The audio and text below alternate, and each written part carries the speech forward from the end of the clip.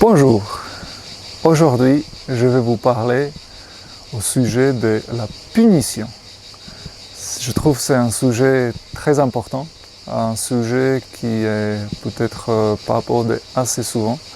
En tout cas, c'est quelque chose qui m'est très cher et c'est un sujet que je trouve vraiment mérite qu'on y passe pas mal du temps. Voilà. Et je comprends aussi et je respecte qu'on a tous des opinions assez fortes à ce sujet. Du coup, j'ai juste envie de partager avec vous des choses que moi j'apprécie et peut-être vous inspirer à voir des choses autrement. Bien sûr, l'idée c'est aussi de remplacer la punition, ce qu'on va voir dans les vidéos suivantes. Mais commençons par une petite explication déjà au sujet pourquoi vous n'aviez pas eu la vidéo, le partage de la semaine au début de la semaine. C'est tout simplement parce que je donnais une formation et du coup je n'ai pas pu enregistrer la vidéo au début de la semaine, mais je me suis mis le défi d'enregistrer la vidéo, de la partager avec vous cette semaine et du coup voilà, je suis en train de le faire. Voilà, du coup, au sujet de la punition. Déjà, j'ai envie de commencer par vous poser la question. Essayez de vous souvenir la dernière fois que vous étiez puni. Si vous arrivez, ça peut être en fait dans votre enfance, quand vous étiez puni par vos parents. Je ne parle même pas forcément de la punition physique, moi j'ai eu droit. Et bon, je ne garde pas de très bons souvenirs là-dessus. Mais ça peut être tout simplement une privation. Voilà, tu n'as pas le droit de jouer avec tes jouets préférés, ou regarder la télévision, etc. etc. Ou, si vous avez un peu mal à vous souvenir, cherchez les souvenirs dans votre enfance, tout simplement une punition ou quelque chose qui s'approche de la punition pendant l'âge adulte. Ça peut être au travail, ça peut être dans le couple, par exemple, je vais pas cuisiner pour toi pendant plusieurs jours pour te punir, bon, peu importe. Et je vous invite tout simplement à remémorer quel sentiment ça vous a donné. En fait, qu'est-ce que vous avez ressenti quand vous avez reçu, entre guillemets, la punition. Et en fait, aussi, qu'est-ce que ça induit, à quoi cela en fait donner le résultat. Voilà. Et en fait, en tout cas pour moi, le plus souvent, ça donnait en fait un sentiment assez désagréable d'injustice. Surtout en fait moi, j'ai une sœur et voilà, souvent c'était l'un ou l'autre qui était puni, ou peut-être les deux quand un seul était fautif. Et très souvent en fait il y avait vraiment l'injustice dans la punition. En tout cas, ça conduit très rarement à en fait un comportement désiré.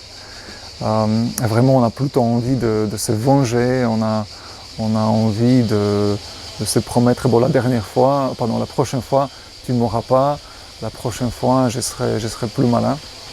Voilà.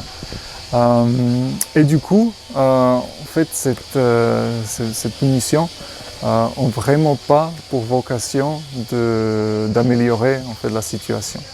Voilà. Maintenant, encore une fois, je comprends que c'est un sujet très, très délicat pour beaucoup de parents. Et je sais qu'on a peut-être aussi mal à imaginer en fait la vie sans punition. En tout cas, c'est envisageable. Et d'ailleurs, on peut même obtenir des résultats bien supérieurs à la punition.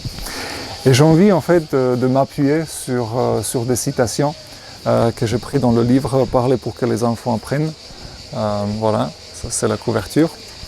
De plusieurs personnages très connus dans le domaine de l'éducation des enfants, la discipline.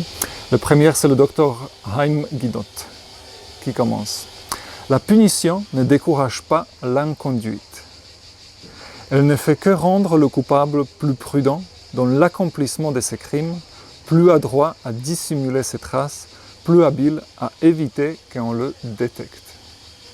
Quand un enfant est puni, il prend la résolution de devenir plus prudent, non celle de devenir plus honnête et plus responsable. Voilà la première citation. La deuxième, c'est de Dr. Irwin Hyman qui dit « L'utilisation du châtiment corporel enseigne aux enfants que la violence est la manière de résoudre les problèmes. Selon des études, c'est la façon qu'apprennent ceux qui infligent la souffrance, ceux qui la subissent, de même que ceux qui en sont témoins. Cela ne favorise en rien le développement de la maîtrise de soi qui est nécessaire en démocratie. » Ensuite, c'est le docteur Rudolf Dreykus qui dit « De nos jours, il n'est plus possible pour les parents et les enseignants de forcer les enfants à bien se comporter. La réalité exige le recours à de nouvelles méthodes pour influencer les enfants et les motiver à coopérer. Des punitions comme la fessée, les gifles, l'humiliation, la privation et, de façon générale, le fait de rabaisser les enfants sont dépassés et ne constituent pas des mesures disciplinaires efficaces. » Et je vais conclure par le docteur Albert Bandura qui dit « La punition peut réprimer la mauvaise conduite, mais par sa nature, elle n'enseigne pas le comportement désirable et ne réduit même pas le désir de mal se conduire. » Voilà, je pense que c'est assez explicite, toutes ces citations. Et encore une fois, je vous invite à y réfléchir, à se poser la question justement pour vous. Qu'est-ce que vous pensez ça donne, éventuellement observer en fait qu'est-ce que ça donne chez vos enfants. Et dans la prochaine vidéo, on va s'attaquer en fait à la partie, je dirais, peut-être la plus intéressante, qui est en fait comment on peut justement remplacer la punition et comment on peut stimuler l'autodiscipline chez les enfants. Voilà, je vous remercie. Je vous invite bien sûr à faire des réactions, des likes, abonnez-vous si vous voulez. Et surtout, n'hésitez pas à faire des commentaires ou partager vos questions.